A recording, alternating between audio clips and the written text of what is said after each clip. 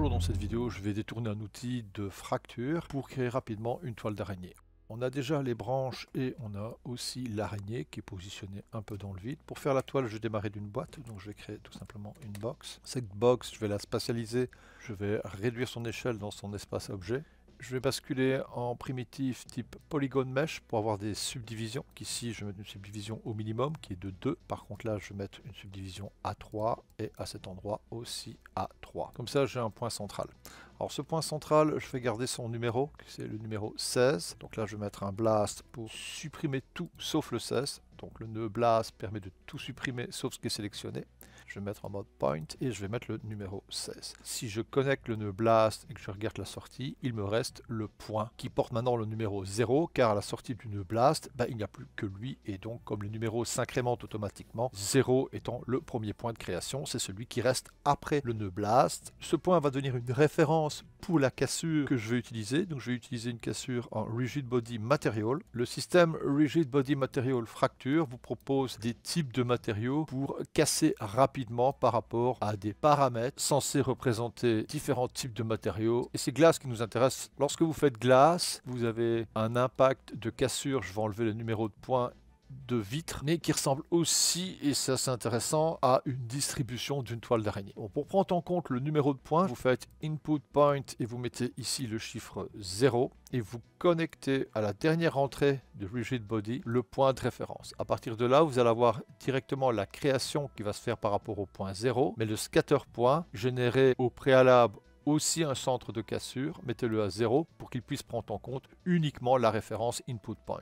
Ce qui est intéressant, c'est que ce point, vous pouvez mettre un nœud de transformation. Ça vous permet d'ajuster le point qui va devenir le centre de référence de la cassure. Et nous, bien sûr, on va le positionner sous l'araignée. Dans Rigid Body, vous avez différentes gestions avec crack et éventuellement détail. Donc crack, ça va vous permettre de rajouter des détails pour la création, on va dire maintenant, de la toile, avec différentes variables et différents paramètres que vous pourrez aussi retrouver dans détail. Nous avons une boîte avec des cassures qui se font de part et d'autre. Donc ce que je vais faire, c'est ne sélectionner que la partie qui m'intéresse à l'avant.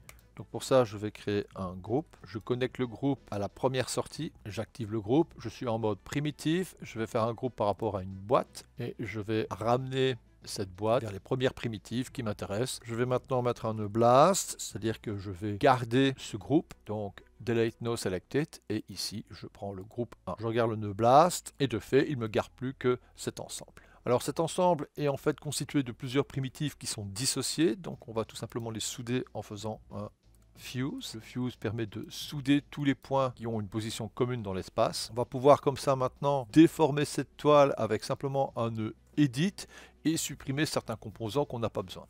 En effet, certains points peut-être symbolisent encore trop la forme de la boîte. Donc on peut se mettre en mode sélection, sélectionner certains points avec Shift et appuyer sur supprime au clavier. Par la suite, vous pouvez vous mettre en accrochage point, sélectionner les points, T au clavier et ça activera automatiquement le nœud Edit. Vous avez ici la gestion du soft sélection et vous pouvez venir vous placer directement sur les composants de la branche et à chaque fois que vous vous placez, vous avez la gestion de la tension soit via le menu qui est ici, soit avec la roulette de la souris. Une fois que vous avez placé les composants points par rapport à un environnement, il suffira de convertir tous ces segments en lignes avec l'outil Polywire. Attention, l'outil Polywire va vous donner une épaisseur assez conséquente, réduire cette épaisseur en modifiant la valeur du wire radius. En la division, on va la mettre à 3. Par contre, le nombre de segments, on peut les enrichir. Ce qui va vous permettre par exemple de rajouter un soft transform. Donc ici, je vais mettre un soft transform. On a encore une fois ici la gestion du soft radius. Je vais simplement bouger pour voir ce que ça donne. La position, je vais remettre à 0. Je quitte l'objet en appuyant sur U. Dans ma scène, j'ai donc la branche et l'araignée. Ici, les valeurs translate. Je vais faire un copy parameters. Je reviens dans l'espace objet de la boîte, que j'ai d'ailleurs appelé toile maintenant. Et sur le channel translate du soft transformation, je vais faire un past relatif référent. Bilan. Si je reviens sur Spider, cette transformation et que je bouge, la toile va suivre. Sur le channel X, je vais mettre un Motion FX Wave. On a ici l'amplitude, donc c'est une amplitude d'1 mètre. Donc on va faire une petite amplitude, on va regarder un peu ce que ça donne. Voici, ok. Et on a la période, on va réduire un peu les périodes. Voilà, bon, pour ceci ça va me suffire. Je reviens dans toile et dans le soft transformation, j'influence la distance pour que la toile puisse se déplacer un petit peu comme l'on veut. Donc ça c'est vous à jouer sur les variables du soft radius en faisant attention bien sûr de ne pas détacher la toile du support. Cette toile on peut lui mettre maintenant un nœud color à des fins esthétiques. Voilà, alors il est évident aussi qu'un matériau un peu plus particulier serait intéressant, qui donne une transparence. Donc on va mettre par exemple un principal shader sur la toile. Donc dans ce cas-là, on revient sur le choix de la couleur. On va mettre par exemple blanc pour une meilleure lisibilité. Vous pouvez jouer sur la transparence. Vous avez aussi le subsurface qui n'est pas inintéressant, surtout avec la petite astuce que je vais vous montrer, qui est le fait de rajouter un smooth pour avoir une toile moins linéaire. Ici, après le color qui était simplement un témoin esthétique, je vais mettre le nœud smooth. Et vous allez avoir comme ça directement une subdivision de la toile à différents endroits. À vous de jouer sur les différents paramètres du relâchement de la toile. Et voici le résultat final.